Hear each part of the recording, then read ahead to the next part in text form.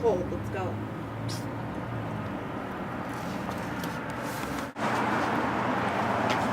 Home of Julie's first reading, Boswell Book Company. Like a national. Please welcome.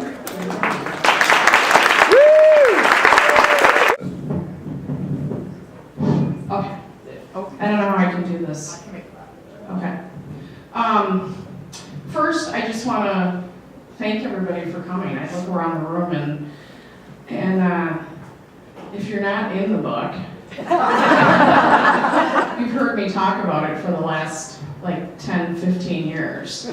So I don't know if it would have happened without most of you in this room. So I just want to say thank you for hearing the story and helping make it happen since day one.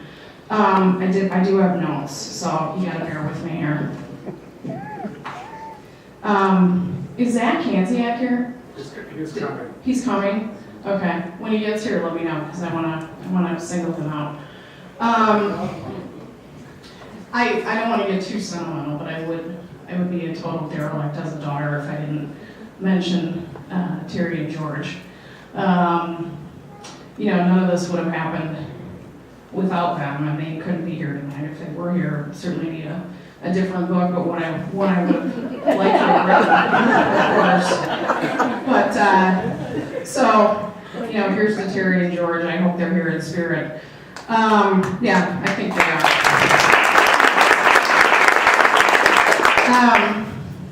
Somebody asked me, I'm just going to tell a real quick story, and if some of you have read the first chapter of the book, you're familiar with it, but I'll summarize. If you haven't read the first chapter, I'm going to ruin it for you. Somebody asked me the other day how long it took me to write the book and when I started thinking about writing the book. And I always say college, because that was when I was sort of meandering around trying to figure out what I wanted to do with my life. And I was on my 4th college at the time. But really, it started the day I put the sausage in my pocket. Because I learned a few things when I did that. And I think the most important thing I learned from doing that is that it really is painful, so I would not recommend it. But, those embarrassing and humiliating and painful moments are the ones that stick with you, but they're also the ones that have the most humor. And I think that, that's kind of a message that I've carried around since that fateful sausage day. Just being able to find humor in situations that are not necessarily humorous on the outside. And it's also compelling. I was still a beginner when I worked my first Mother's Day brunch and too stupid to be afraid. Meat slicers. In my imagination, meat slicer was a living, breathing thing. It had the ability to strike without warning. It watched me with eyes and teeth like Cujo. There were times when I'd step around it, pressing myself up against the nose that we poked fun at him, and he's pretty good-natured about it. I think he would be happy. I think he would like it. My mom, not so much. She'd be like, "Why are you gonna be so sassy?" Don't you agree? That's what she'd say. Yeah. It's a little too irreverent for Terry's taste, but this is what you get to do. Anyone else? All I have to say is somebody who doesn't know any Pandls until I met Julie, I think there's a great deal of love and respect. So I think both your parents would be. Oh, thank you. There is. But she would still say. I think. A little irreverent, so. Okay, Lisa. Did anybody that you wrote about in the book decidedly was against the telling of their story? Jeremiah. Anybody want to comment on that? You're all Jeremiah! Oh, well, is Jerry here? No. Jerry likes to show people his chapter.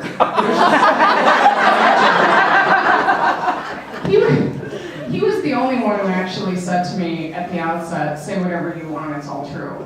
Because, we didn't like each other so much in the beginning, but we do now, so that's all good. Tell me about how you decided on the cover for the book. Oh, is Zach here yet? He's right there. Zach, where is he? Right here. Zach, will you stand up, please?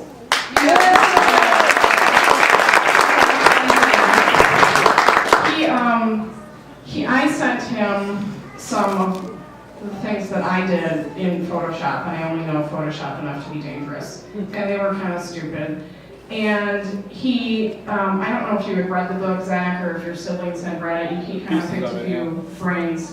And he said to me, I have this idea, but I need some coffee cups. And it just so happened I was working at Belter at the time, and I solicited some friends to get me some coffee cups. And he really came up with it all on his own. And when I saw it, I knew, right away it was perfect. And Zach is now, here I'll share the secret. It's Zach's father and his little sister. That's whose hands it's on. It's not mine and George's. We never had moments like this.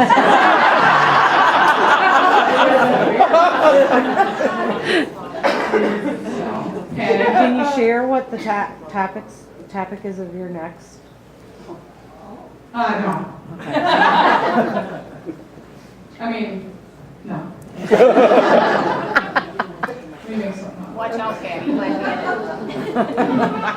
And Julie, as the youngest of 9, the baby, do you think that you had a different relationship with your mom and dad than the other 8? oh, yeah, absolutely. And it wasn't just because I was the baby, it was because we moved.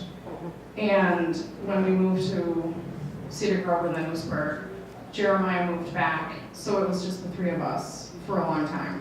Yeah, I think so. They were old. So they let me, I think they let me see things maybe a little more so than They were the tired. other kids. They were old and tired. And, It seemed to me that knowing both your parents, but not particularly well, someone said it here tonight, you wrote the book with such love, but with such insightfulness at those times in their lives where it might have been hard for them. And I was just so impressed how you picked that up. You were still quite young. well, I'm very wise. You are I you are very wise, Julie. No, I really Wise do think ass. It's just because they let, their guard was down more often with me than it was with anyone else, and I just paid attention. So, some things happened, and that move was one of the things that made me kind of perk up a little bit. So, I was afraid they were going to kill each other because my mom was so mad about the move. Julie, describe what you felt like the day that all the drafts were done and the book was finally finished. What did you feel? Well, it didn't feel finished to me until I got this in the mail. That was a big day. Because I think it was Carolyn who said it's never done until, the final draft is approved. And I kept having to make changes, and I'm sure if you find a typo, please don't tell me. At some point, you just have to say it's done. And once I approved this, it was officially done. So, yeah, I'll share this little story with you guys since you're all kind of family here. I got it the day that I got it. I decided to take it. It was a Wednesday, and I decided to go to Mass and give it a little Jesus. And I brought it to church with me, and it's sitting in the pew. Father Tim happened to be saying the Mass, and the recessional hymn he chose at the end of the Mass was the exact same recessional we sang at my dad's funeral. And it's not one that you hear in church very often. So of course I was bawling. And And I went up and I had Father Tim bless it after Mass. So, you know, I figure it's got a little kick to it, you know. But yeah, it was that day, you know, because now there's nothing no changes can be made. It's out there. Yeah.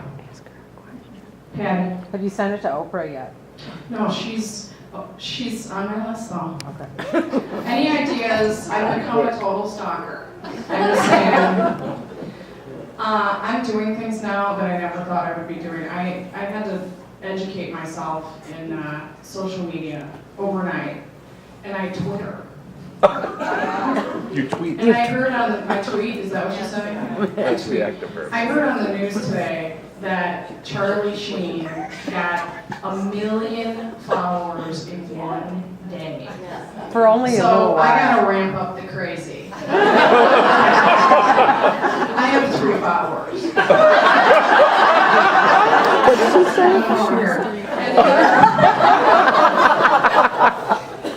Yesterday, I ended up with some of Peggy's Girl Scout cookies. Peggy, they're in my trunk, by the way. And I'm sitting there thinking, how can I hook up with the Girl Scouts of America? Because they got a good gig going. And my mom is kind of like a box of Thin Mints, you know. You kind of pick it up and go, oh yeah, I remember those. I remember that place. So, you know, when you're considering following the Girl Scouts around, you're getting a little desperate. But Oprah will get, you know, I'll do my best. And Ellen, Ron Howard. Thank you. Thank you. Thank you. Thanks for coming.